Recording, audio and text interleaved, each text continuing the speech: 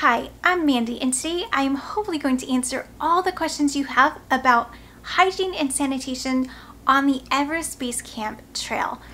I'm going to talk about showers, laundry, toilets and toilet paper, soap, bedding, and the trail itself. Starting first with showers, because this is the thing that I was maybe the most nervous about before I set out for my trek, which I completed at the end of May. I read article after article and saw millions of videos about how people were just not showering and how showers were not an option, how they were too expensive, but there wasn't a lot of very specifics given. I had a concern because I am okay to have to stay in the same clothes for for a couple days, but once I change out of those clothes and get clean, there is no way that I'm going to put those same dirty clothes back on. And I really want to be able to shower. So I am still relatively new to this, and being on a trail and not showering is just, it's not my thing yet. So I know that there's a lot of people that really kind of embrace that. It's not me, or at least it's not me at this time. So I'm just going to tell you what was my experience with showers. For me, on my 8 days that it took me to get from Lugla to the top of Everest Base Camp, there was a shower available every single day.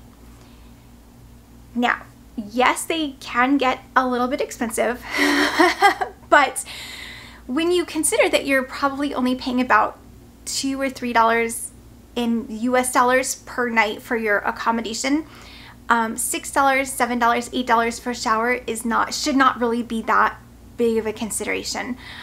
Depending on what country you're from and how nice of hotels you generally like to stay in, the cost is relatively small. To me, after a full day when your muscles just ache and like you're just really sweaty, and if you don't have a porter, like I went without a porter, and you're carrying all your own gear, you're probably gonna be pretty sweaty and pretty gross. So I showered every single night with the exception of 2 nights, and it was because I had altitude sickness that was so severe, and I literally felt like I was going to die. I feel blah. It was so terrible. I did not feel good enough that I couldn't even lift myself to sit upright in bed, or like I couldn't move to get my water. Like I pretty much just laid in a little ball and just like prayed I would get through it.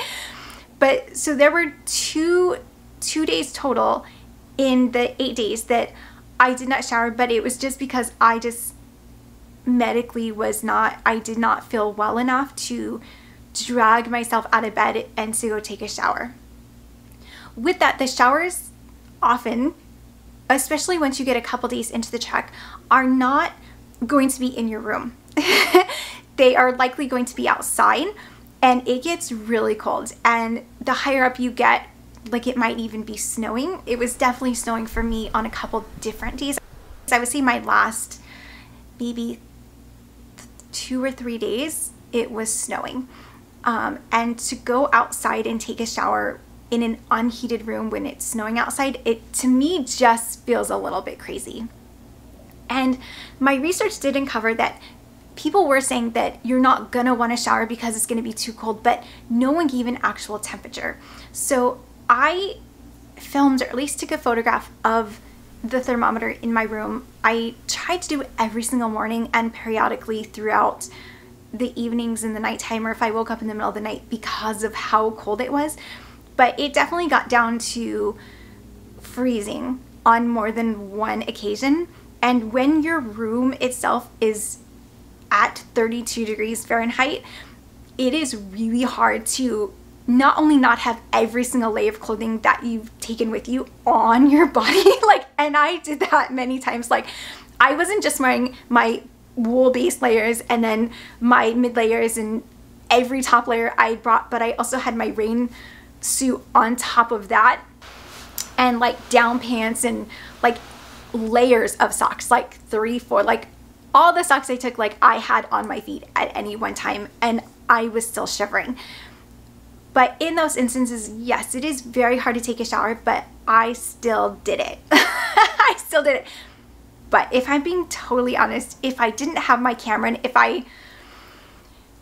I wasn't wanting the memory for myself, and okay, to be real, like we're not always going to be young, gorgeous people. So I would like to look back and have those memories, and it is just me personally, but I feel like if you want to, if it is your desire, if you don't, that's totally okay. But if you have the desire to do whatever it is that you're gonna do, and you want to look presentable doing it, go for it. And that's me, at least at this season of my life, is I want to have my camera, I want to look clean, I don't want dirty, disgusting hair, and I don't want to smell bad, because I feel like all of those things are just reflective, right? They're very obvious for everyone else to see, and I didn't want to do that. So I took a shower. I braved going outside in every single, like my backpack was empty by the time I put my clothes on and went to the shower room, because my toiletries were with me. I was wearing every piece of clothing, and that's pretty much the only things in your pack, is just your like the clothes that you have, and then I didn't take any snacks. Like there was nothing else besides my toiletries and my clothes, besides a couple power banks, which didn't always stay with me the whole time. So everything went with me, and I had pretty much everything that I owned to go to the shower rooms with me. There wasn't always hot water that lasted more than a minute or two, which I anticipated, which is why I went from like really long hair, probably hair that was too long, to really short hair. Goodbye, hair. This is the last you will see of the hair. It was just because I anticipated there not being a really long shower, and I just happened to be a really long shower taker. So I didn't want to have to worry about putting the shampoo in and not getting all the shampoo out before it ran out of hot water, because the second the water is not scalding anymore, I don't want it to touch me. Like I want no part of water that is not really, really hot. My gym has this terrible reputation where the water will be hot for about 20 seconds and then it will be ice cold, and they wonder why they never see me at the gym, because that is not my thing. So the water will not always stay hot, but it did at least get to room temperature at the start. The higher up you go, it's a little bit less pleasant, but the option is there. I would say the most expensive shower that I encountered was $8, but again, the accommodation for the night was only $2 US. So in total, it was only $10 to stay there with a bed and a shower. Again, they are not luxury accommodations. You're just getting a bed and a blanket and some really dirty pillows, but more on that in a moment. But if you want to shower, you can shower, and the most that you'll pay is $8 American. That's the most I saw at the tea houses that I was staying in, and I did ask around and I didn't find anything more than $8. So if you're willing to pay up to $8, you can take a shower every single day on the trail if you want to. If not, that is totally okay. No one is judging you. Okay, laundry. I did do laundry every day. Even the days when I was deathly ill, I still washed my laundry, and I still put on a clean change of clothes every single day. Even the days, the 2 instances where I didn't get to shower, I still put on clean clothes the next day. Well, that night, like I still went home and or went to the tea house and still wiped my body clean and then put on clean clothes and then washed my laundry for the next day and hung them out. And I will say that I got pretty good at fashioning really creative clotheslines to hang the laundry, because there is nowhere to hang laundry.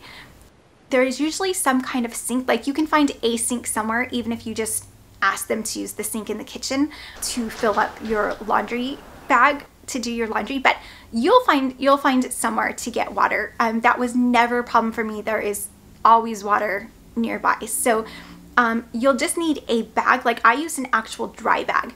So not one of those cheap like water resistant bags that get sold as dry bags, like an actual, like you can submerge it in water. If you were to take it like whitewater rafting, your stuff would come out dry if your boat got flipped.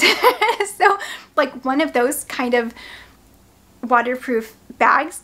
And I will, I'll put the ones and all the gear that I use that really works for me down in the description below if you'd like a personal recommendation. But you'll need some sort of dry bag. And I got a relatively small one. And then the moment I finished my trek each day, I would just go straight to my room and I would take off my dirty clothes and I would wash them. I would generally fill up the water before I took all my clothes off. Sometimes I did this in the shower, like if I was gonna check in and then instantly go take a shower, which I tried to always do, because you want to give your clothes as much time to dry as possible, especially when it's cold outside. The laundry, it's gonna take a decade. It's gonna take so long to dry that you want to get an early start. So I would check in, I would grab all my stuff and I'd go outside to the shower, wherever the shower is, and I would hang up if they have like little hooks, or I'd find somewhere to put my dry laundry so that it hopefully didn't get wet, and my towel. And you do have to take your own towel. So no one will give you a towel or let you borrow a towel. Like there aren't any towels around. So you definitely need some sort of towel. And it will probably be a small towel if you don't have a porter, which makes it a little bit more miserable when it is like all this talking about the cold, like I'm suddenly feeling cold. But when it's really cold outside and you have just a really skinny microfiber camp towel, but if that's what will fit in your pack, that's what I did, and it will work. It's just not as comfortable as those big giant plush at-home towels. So I would just get in the shower and then I'd take off my laundry, my dirty laundry, and I'd fill up my laundry bag in the shower, and then I would just put a little laundry soap in there, and then as I would take my clothes off, I just stick it right in the laundry bag, roll it up, swish it around, and then I would take my shower. And then when my shower was done, I would dump out the water in the laundry bag and in the dry bag, and I would rinse it out, and then I'd squeeze out my laundry and make sure there was no water left in the bag, and then put my laundry that it was now ready to hang up back into the dry bags. So laundry was a very simple process. And then I took some paracord and just strung it all over the room. Anywhere you could. I used the locks on the windows, I used the door handles, I used any sort of coat hook, I used whatever I could find. I used the end of the bed rails a couple nights, and I just strung it all over the place. And maybe I'll do a separate video on just some creative ways to hang your laundry to where they can slip. Your laundry can like rotate, and you want to have multi-layers depending on how much laundry you have. But laundry, I did it every single night, and of course you really want quick dry clothes. Quick dry as thin layers as possible so that everything will dry quickly. But again, do your laundry early. The second you get to camp, do it. Otherwise, the next day your laundry will still be wet. And that did happen to me on a couple occasions. And then I'd leave the next morning at 5 or 6 a.m. and then I'd have a wad of laundry that was half dry. And trying to deal with that, like you just have to hold it and carry it half dry until you get to your tea house at the end of that day. I tried to strap mine to the outside of my backpack, and it kept slipping and falling, and I took paracord and tied it, and like nothing was going to work. Like it was just determined to just keep falling. So I put it inside my bag with everything else and just try to section it off. So it happens, but clean is better than not clean in my personal opinion. So it was just something that I was totally fine with. Okay, next is toilets. I did have a little bit of a struggle with the non-Western toilets, the toilets that are just a hole. And just, I felt like it would be such a simple process, and that when I got there, it would just be very obvious which way your feet go and which way your bottom goes and like how to position everything. And then I got there and I actually went to do it and I'm like, I did not know what I was doing. So there is a little bit of a technique to it, I'm sure. And I don't know if even after lots of times of doing it, I fully got it cracked. So, yeah,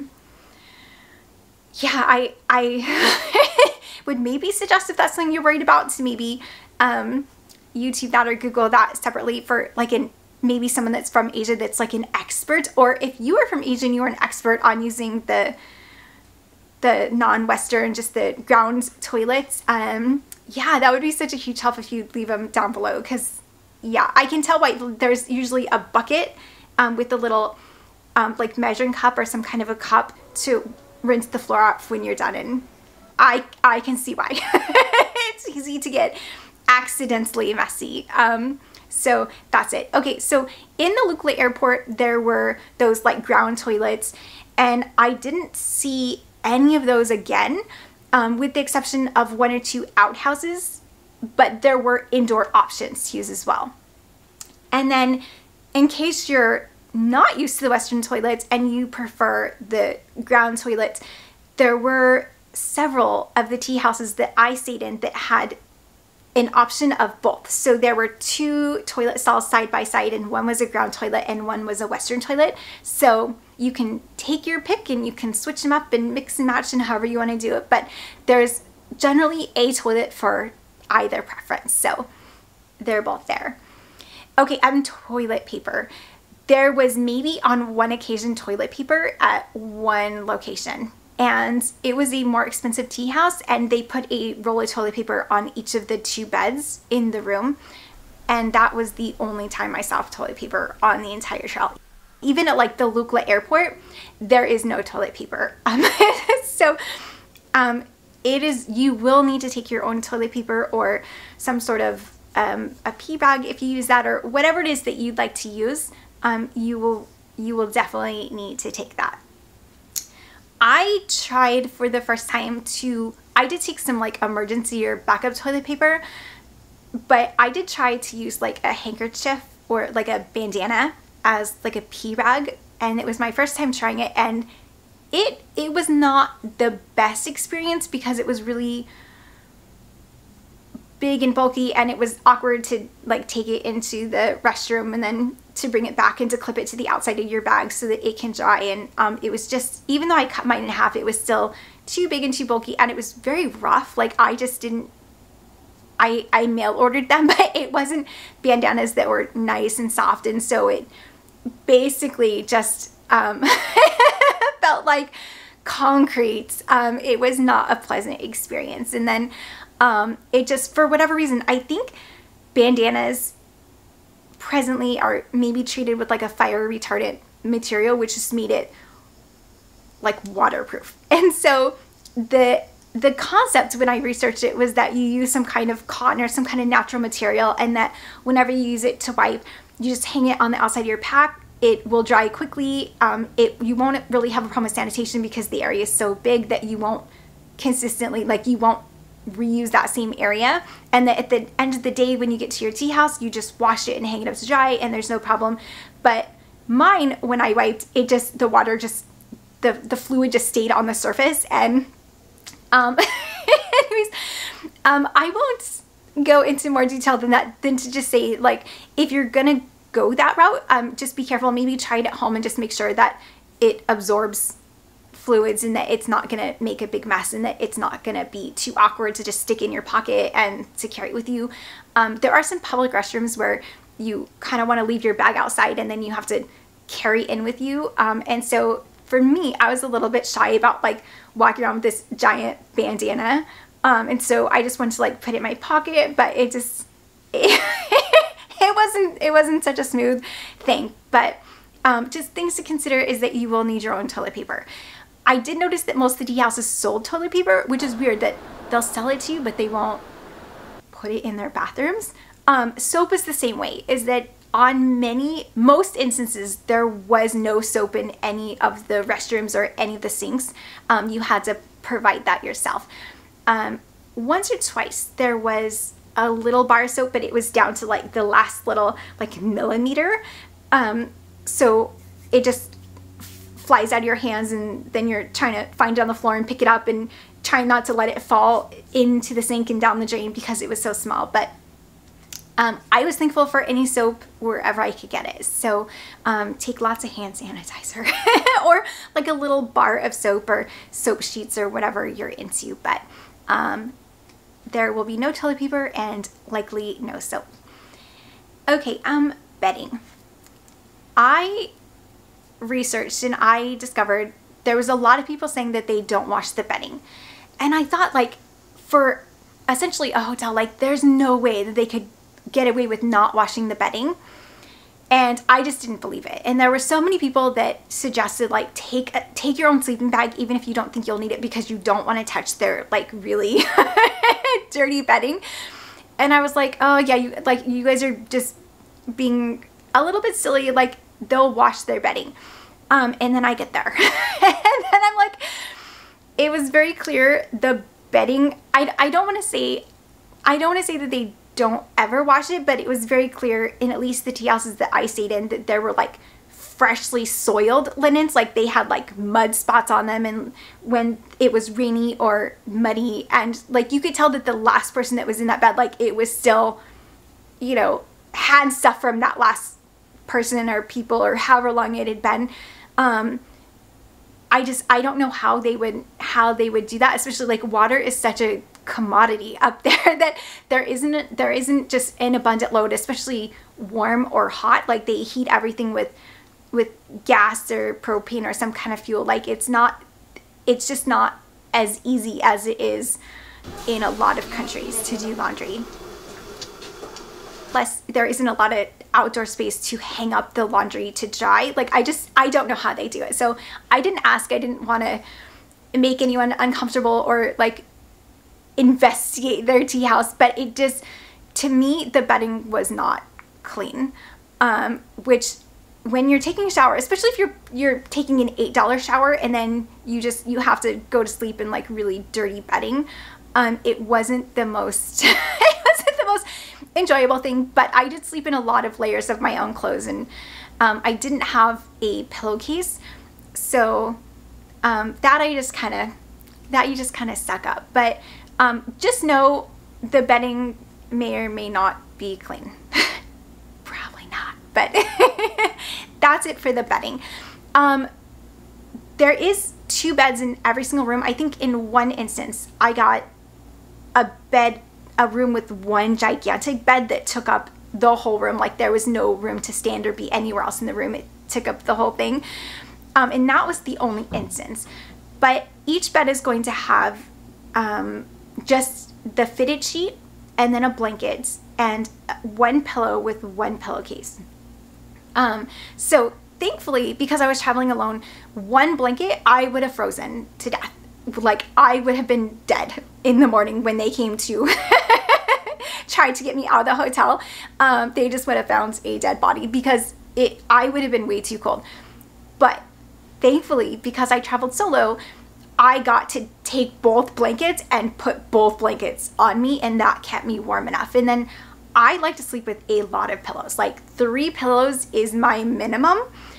So it was nice to be able to have at least 2, and they're not fluffy or comfortable pillows for sure, but they're certainly better than nothing, and they weren't bad. They weren't bad pillows. The pillows were perfectly fine, and the beds were perfectly fine. Again, just with questionable linen. But I was young and traveled young, and I stayed at a lot of questionable hotels and motels, and I'm sure the bedding is equally as questionable. So it's okay. So that is it with bedding. So if you're traveling solo, I did not take a sleeping bag, and it was something that I toiled over for the longest time. I packed it and unpacked it and packed it and unpacked it, and there was not space, there was not physical space in my pack to take even a tiny sleeping bag that was 100% down, that squishes up really small, and then it just, even though it was really light, it just put me over my goal weight. And I ended up not taking it, and I was terribly worried about being too cold. And there were nights that I slept with both blankets, and like I folded them like 4 or 5 times each blanket, to where there was no blanket on the bed. Like it was just in a like pancake pile on top of my body, and there were 2 blankets that did that. And I was fine wearing all of my clothes and my rain gear. So if you don't have room in your pack, or you're not an incredibly cold sleeper like I am, you'll be fine without taking a sleeping bag. And some hot pads, those like sticky self-warming pads are great too, though I didn't need them. I carried a bunch, but I didn't actually use any of them because, again, with both blankets, I was fine. And the one night that I had the one giant bed without 2 blankets, I simply asked for an extra blanket, and the guy took me to an extra room where they just have like a million blankets in there, and he was like, oh, you can pick one. And I was like, can I have 2? And I was lucky enough to get 3 blankets and an extra pillow that night. So they had lots. So you can always try asking. It's not like they're gonna have to do more laundry, so it should be fine. If you need an extra blanket, just ask them, and I'm sure they'd be nice enough to let you use an extra blanket. Okay, the last one is going to be the trail. The trail itself is surprisingly clean for how many people use the trail every year. And what I really liked seeing was that there were lots of places where there was both a trash can and a recycle bin. So if you're buying bottles of water on your way through the trek, or you have something that, like some gear that you just don't want to carry anymore, or that has broke along the way that you want to recycle, there is a recycle bin. And I'm a big advocate of recycling, so I really like that option. Though I didn't ever have anything really to recycle. I reused and used and kept everything that I took, and the same things that I left with are the things I came home with. So I didn't have anything to recycle, but I really like that option. And there were trash cans, so if you stop along the trail and you have a snack, or if you bought some food, or you took your breakfast on the go from the tea house, you will have a trash can to put it in. So there isn't litter. Like I didn't see any litter anywhere in 8 full days worth of trekking, which I think is amazing. So they do a really good job of keeping the trails clean. And I'm sure it's a combination of just the hikers being respectful and not leaving trash on the trail. So I don't know which which comes into play more, but to say that the trail itself is very clean, so you won't have to worry about hiking through trash or getting yourself or your gear dirty because of trash. They're just, what I experienced, there was no trash anywhere. Lots of trash cans, lots of places to recycle. It wasn't a thing. Especially the national park. And the national park is guarded by military, and it's beautiful, and it's clean, and it's perfect nature, and there are no concerns there. I hope that I have covered everything, that I haven't forgotten anything. That was showers, laundry, toilets, toilet paper, soap, bedding, and the trail itself. If I have forgotten anything, or if you have any questions, I'm happy to help. Just leave it in the comments below. I will see you soon.